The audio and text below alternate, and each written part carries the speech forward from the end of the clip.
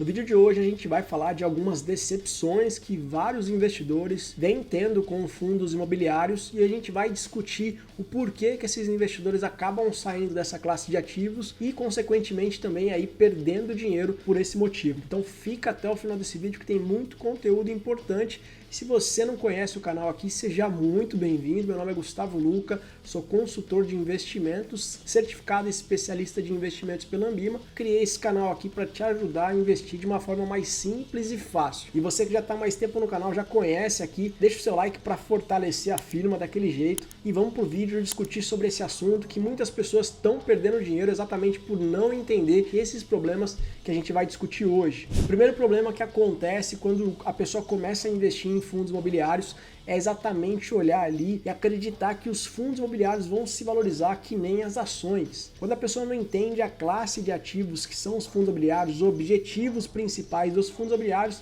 eles acabam criando essa expectativa e isso vai frustrar você, vai frustrar qualquer pessoa que acredite que fundos imobiliários vão se valorizar que nem ações. Isso não é verdade. Os fundos imobiliários eles foram criados exatamente para distribuir renda. Então quando você compra esses ativos, essa classe de ativos, você tem ali uma boa distribuição de renda. Então no longo prazo eles não vão se valorizar que nem uma ação. Do outro lado também, esses fundos imobiliários eles tendem a ter uma volatilidade menor e acabando também tendo um risco menor, como eu vou te mostrar aqui na tela agora. Bom, o que você está vendo na tela aqui é a relação do drawdown acumulado. O que isso significa? Aqui mostra para nós a volatilidade dos ativos, né? Então eu peguei aqui o IFIX, que é o índice de fundos imobiliários, o nosso indexador CDI, o IBOV, que é o índice de ações, e o IDIV, que é o índice de ações mais pagadoras de dividendos. Eu peguei isso aqui do dia 7/11 de 2013 até o momento agora, 7/11 de 2023, exatamente 10 anos. E olha só que interessante, a linha vermelha é a linha do CDI, então não tem variação no CDI, exatamente porque é renda fixa, não existe variação aqui, é bem tranquilo em questão da volatilidade. Volatilidade é a alteração dos preços todos os dias em relação ao tempo. E se a gente olhar aqui, a linha azul é o IFIX, a linha roxa é o IDIV e a linha verde é o IBOV. Então a gente percebe aqui, ó, na linha azul, a volatilidade é bem menor do que o IFIX e também do que o IBOV. Então mostra que se você investir em fundos imobiliários, você tende a ter uma volatilidade bem menor do que ações. E isso é positivo para algumas pessoas, porque cada pessoa tem um perfil de investidor. Então essa volatilidade sendo menor, isso é muito benéfico para o investidor que não gosta de tanta oscilação. Mesmo assim, tem que entender que fundos imobiliários são renda variável e vai ter sim volatilidade. Outra relação que eu quero te mostrar é a relação desses 4 ativos que a gente falou aqui, IFIX, CDI, IBOV e IDIV, nos últimos 10 anos também, só que aqui a gente vai analisar a volatilidade. Olha que interessante, o CDI estaria em primeiro lugar ali com 140% de rentabilidade, o IDIV 128%, o IBOV 124% e o IFIX ali por último 122%. A variação do IFIX com o IBOV e com o IDIV é muito pouca essa relação dos últimos 10 anos, essa valorização, essa rentabilidade, mas mesmo assim mostra que os ativos acima, né, IBOV e o IDIV, eles tiveram uma rentabilidade maior aí nos últimos 10 anos se a gente fosse analisar esses 4 ativos.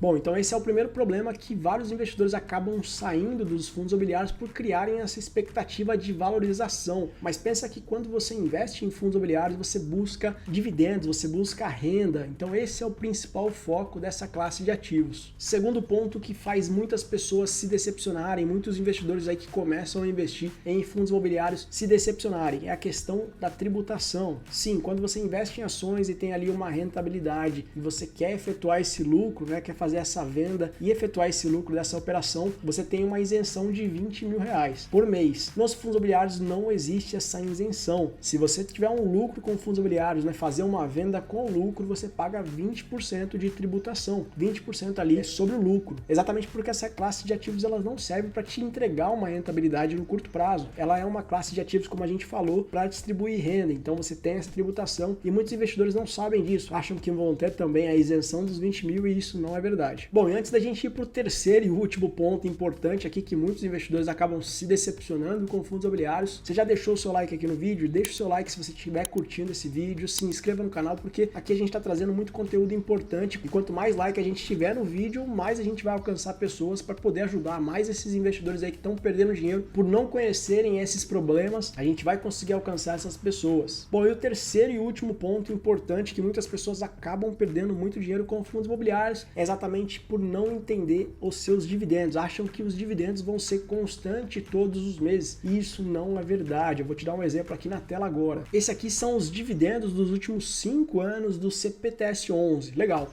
Se você perceber aqui, ó, em 2020 até agora, a gente teve algumas variações de dividendos, né? Os dividendos aqui em 2020, ó, mês 10, ele pagava 0,7, 0,9 e aí depois subiu 0,11 e assim por diante, ó. Depois teve uma queda expressiva aqui no mês 2 de 2022 para 0,4. Você percebe que os dividendos eles não são constantes ali, iguais todos os meses. Muitos investidores acreditam que vão ser constantes. Tá, e qual que é o problema disso? Se você não sabe, o CPTS ele é um fundo de papel com a carteira ali indexada ao IPCA, a inflação. Então, em momentos que a gente tiver a inflação em queda, a gente vai sofrer queda nos dividendos, como a gente viu aqui 12 de 2022. Então, é muito importante você entender que os fundos imobiliários eles não vão distribuir renda constante, crescente, e dependendo do ativo, principalmente fundos de papéis, que é o exemplo aqui do CPTS, você pode ter essa variação. E olha só que interessante, o CPTS ele é um fundo de papel onde a sua carteira é indexada ao IPCA, certo? Olha só aqui no momento de 2020 a 2022, ó, a gente teve aqui até um aumento, né, dos dividendos aqui de 2020 para 2022. E olha só a diferença do KNCR11, que é um fundo também de papel, só que a sua carteira é indexada ao CDI, é um outro indexador. Olha só, em 2020 ele teve queda dos dividendos, né, 2019 para 2020 caiu bastante seus dividendos e depois ele teve uma alta. Por quê? Porque aqui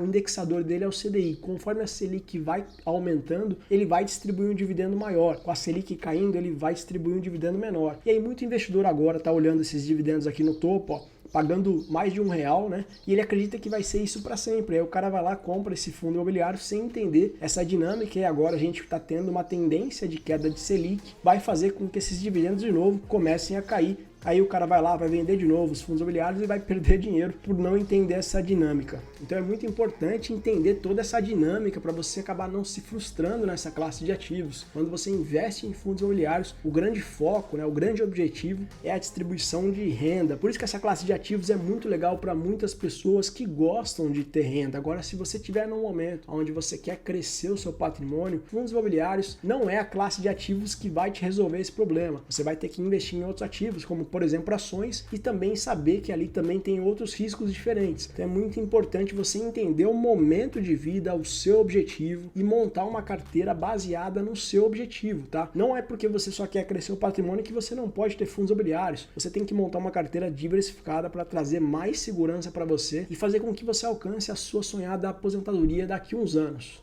Então o vídeo de hoje era esse. Se você gostou desse vídeo, já deixa o seu like, se inscreva, ativa o sininho, porque a gente traz conteúdos aqui toda semana sobre fundos imobiliários. Até o próximo vídeo, tamo junto!